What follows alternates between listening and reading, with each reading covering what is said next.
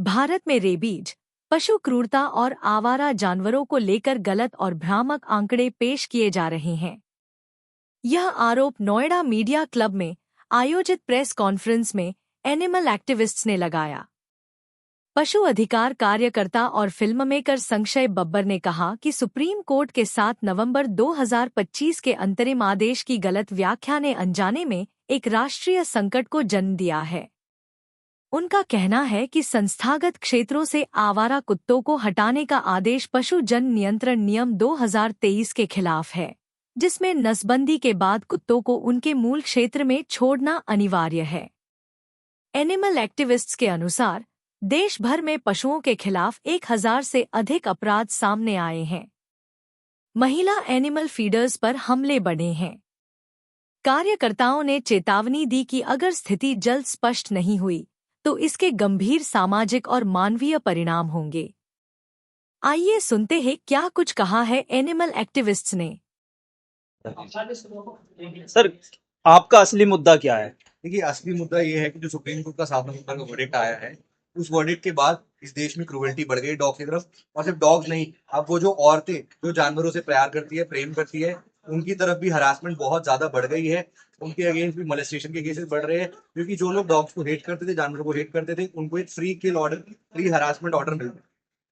उनको एक free harassment order मिल गया है। हम चाहते हैं कि हम दोबारा कंपैशन और कोएग्जिस्टेंस पे फोकस करें, एबीसी रूल्स को इम्प्लीमेंट करें, एजुकेशन को इम्प्लीमेंट करें, ताकि ह्यूमंस और एनिमल्स साथ में कोएग्जिस्ट कर सके। ये हमारा असली मुद्दा है। सुप्रीम कोर्ट से जो वर्डिक्ट की बात आप कर रहे हैं, तो उसमें क्या चेंजेस चाहते हैं और कैसे जो डॉग्स हैं उनसे फैमिलियर हुआ जा सकता है, कैसे कम्युनिटी में के साथ साथ उनको भी रखा जा सकता है? देखिए, एबीसी जो है वो हर प्रॉब्लम का सोल्यूशन है। जिन कंट्रीज ने एबीसी रूल्स को अपनाया है, जैसे कि अगर हम सिर्फ और सिर्फ भूटान की भी बात करें या फिर हम बात करते हैं नेदरलैंड्स की भी, जहाँ पे एबीसी की इम्प्लीमेंटेशन हुई है, वहां पे ना ही सिर्फ कोएग्जिस्टेंस हुई है, जानवरों और इंसानों के बीच में कंपैशन और प्यार हुआ है, बल्कि वहां पे ना ही रेबीज केसेस होते हैं और डॉग बाइट केसेस मिनिमलिस्टिक है। तो अगर हम कंपैशनेट होंगे, एबीसी के रूल्स को फॉलो करेंगे, हम सुप्रीम कोर्ट से चाहते हैं कि एबीसी के रूल्स को बिल्कुल स्ट्रिंजेंटली फॉलो किया जाए।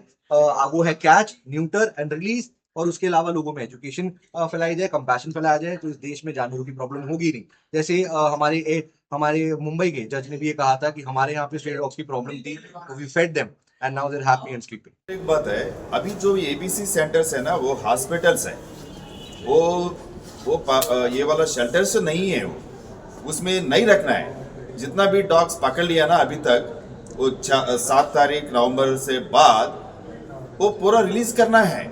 ये हमारा डिमांड है, क्योंकि 15 या 16 दिन से ज्यादा लॉन्ग टर्म कन्फाइनमेंट जो भी करता है, वो एनिमल क्रूएल्टी का हिसाब से, पीसीए एक्ट का हिसाब से वो क्राइम है, वो इलीगल है, नहीं रख सकता है। Prevention of cruelty to animals act 1960, वो जिस लोग ने उसको अंदर डाल के रखा है 2 महीने से, एक बार उनसे मैं रिक्वेस्ट करता हूँ, थोड़ा एक बार वो एक्ट पढ़ लीजिएगा, उसको समझिएगा, प्लीज रिलीज कर दो उस कुत्ते को। डॉग बाइट से बचा कैसे जाए, ये बहुत स्वाभाविक सवाल है और हर व्यक्ति के दिमाग में ये सवाल है। तो इसका जवाब ये है, 19वीं सदी में एक कॉन्सेप्ट निकला जिसका नाम दिया गया ह्यूमन एजुकेशन, मतलब मानवीय शिक्षा। अब मानवीय शिक्षा क्या होती है? बच्चों को हम ये सिखाएं कि कैसे हम जागरूक हों जानवरों के प्रति, कैसे उनके प्रति कंपैशन ला सके, करुणा ला सके अपने दिल में। और तीसरी चीज़ कि हम डॉग बाइट से कैसे हम समझें। अब इसमें हम क्या सिखाते हैं बच्चों को? हम स्कूल में जाते हैं, हम उनको सिखाते हैं कि डॉग बिहेवियर कैसे समझे। अगर पूंछ खड़ी है तो शायद से वो अलर्ट है, अगर पूंछ दबी है तो डरा हुआ है, अगर कान खड़े हैं तो समझ जाओ अलर्ट है, वो आपको देख रहा है, अगर वो दांत दिखा तो समझो कि काटने के लिए आ रहा है। तो हम कैसे बचे उससे काटने के लिए? तो सिंपल सी भाषा, जैसे हमको बताया गया जब हम बच्चे थे कि अगर सामने भालू आ रहा है या शेर आ रहा है तो बड़ा होकर दिखाओ, तो जिससे वो डर के भाग जाएगा। तो जब हमको ये शिक्षा मिली बचपन में, तो हम ये चीज़ सीखे। अब हम तो जंगल जाते ही नहीं, अब लेकिन जो जानवर हमारे आसपास है उससे हम सीखें कि भैया जो कुत्ता है उससे हम कैसे दोस्ती बनाएं। दोस्ती बनाने के बहुत आसान तरीके, उसको खाना दे, प्यार दे, दोस्ती हो गई। और क्या चाहिए आपको? उसका नाम रख दे, कालू, मोती, हीरा।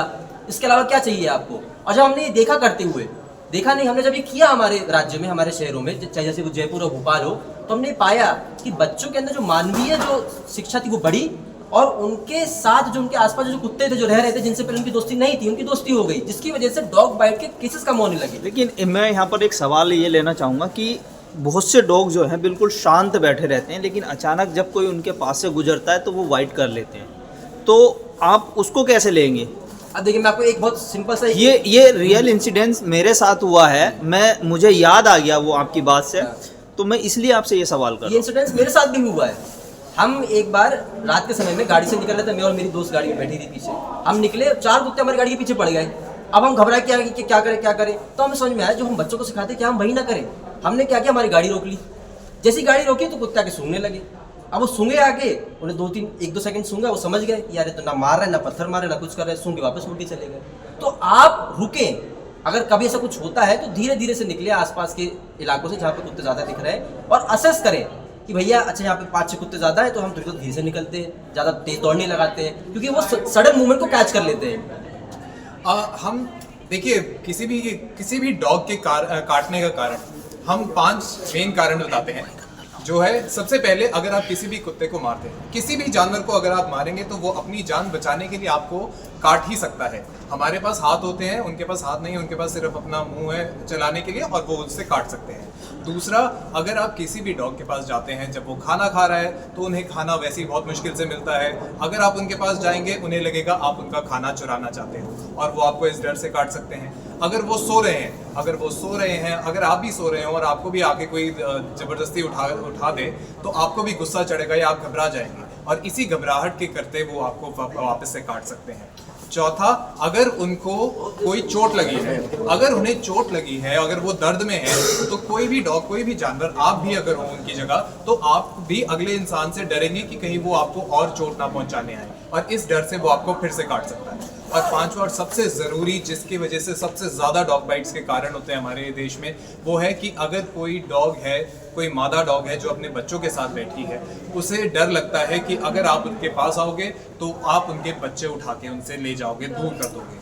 और उस माँ के साथ अक्सर ये हो चुका है, इतनी बार ये हो चुका है कि अब उसे हर इंसान से नफरत होनी शुरू हो चुकी है। वो हर इंसान से डरती है कि अगर ये इंसान मेरे पास आया तो ये मेरे बच्चे दोबारा मेरे से दूर कर लेगा। और इसी चक्कर में सबसे ज़्यादा डॉग बाइट्स के केसेस अगर आप देखेंगे तो एक फीमेल मदर डॉग के वजह से होते हैं। तो नेक्स्ट स्टेप आपका क्या होगा फाइनली, आप बताइए। अगर नेक्स्ट स्टेप हमारा ये होगा, सबसे पहले ये चीज़ कि जो एजुकेशन मिनिस्ट्री है वो ये एक सर्कुलर निकाले जहाँ पे ह्यूमन एजुकेशन को इंस्टीट्यूशनलाइज किया जाए, जहाँ पे ये बताया जाए कि जितने भी प्राइमरी एजुकेशन स्कूल्स हैं वहाँ पे बच्चों को सिखाया जाए कि कंपैशन टुवर्ड्स एनिमल्स क्या होता है, डॉग बाइट से कैसे बचा जाए, और रेबीज़ के बारे में जागरूकता फैलाई जाए। एक ये हमारा मेन चीज़ है। दूसरी ये चीज़ कि CNVR जो अप्रोच है, कैच न्यूट्रल वैक्सीनेट रिलीज, जो कि WHO ने गाइडलाइंस बनाई है जिसको पालन किया जाता है ABC रूल्स के द्वारा, तो उसको सख्ती से किया जाए, जिसमें एक डिस्ट्रिक्ट लेवल की कमेटी बने, स्टेट लेवल की कमेटी बने, और उनका फिर हर साल आकलन किया जाए कि वो कितना इफेक्टिव है। ठीक, थैंक यू। मुद्दा लेकर आए हैं आज यहाँ, क्या आपको लगा कि आपको ये मुद्दा उठाना चाहिए? मुद्दा बहुत सिंपल है। हम यहाँ इसलिए गैदर हुए हैं क्योंकि हम फर्स्ट ऑफ ऑल हम ये बताना चाहते हैं कि जो दिखाया जा रहा है और जो ऑन ग्राउंड रियलिटी है, आसमान ज़मीन का फ़र्क है। नंबर 2, हम लोग सुप्रीम कोर्ट से रिक्वेस्ट करते हैं कि जो उन्होंने डायरेक्शन पास करी है 7/11/2025 को, उसको मॉडिफाई करा जाए and it should be in compliance with the ABC rules 2023। अब मैं आपको ये आपके दर्शकों को बताना चाहता हूँ कि सुप्रीम कोर्ट का जो 7/11/2025 का ऑर्डर है ये क्यों बैड इन लॉ।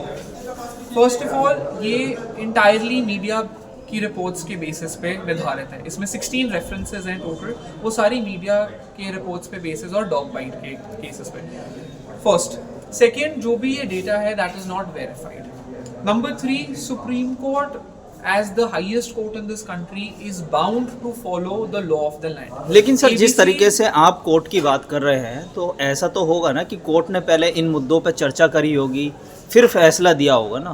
सर जो 7/11/2025 का ऑर्डर है उसमें जितने भी कंपैशनेट सिटीजन्स हैं उनकी साइड ही नहीं सुनी गई। कोर्ट ने डायरेक्टली ही ऑर्डर डिक्टेट करा दिया। इसको हम लॉ में कहते हैं violation of the principles of natural justice. हमारी साइड ही नहीं सुनी गई, हमारी बिना साइड सुने ये ऑर्डर पास कर दिया। और ABC रूल्स 2023 ये लॉ ऑफ द लैंड है, ये CSVR के कॉन्सेप्ट पे बेस्ड है। इसको सुप्रीम कोर्ट ने कम्प्लीटली इग्नोर कर दिया। अब 7 तारीख में जो आपकी हेयरिंग है उस पर आप क्या कहेंगे? हम वही, मैंने जैसे आपको कहा, हमारी सुप्रीम कोर्ट से यही रिक्वेस्ट रहेगी कि आप लोग खुद एक्नॉलेज करते हैं कि स्टेट्स ने पिछले 25 सालों में ABC रूल्स को इम्प्लीमेंट नहीं करा।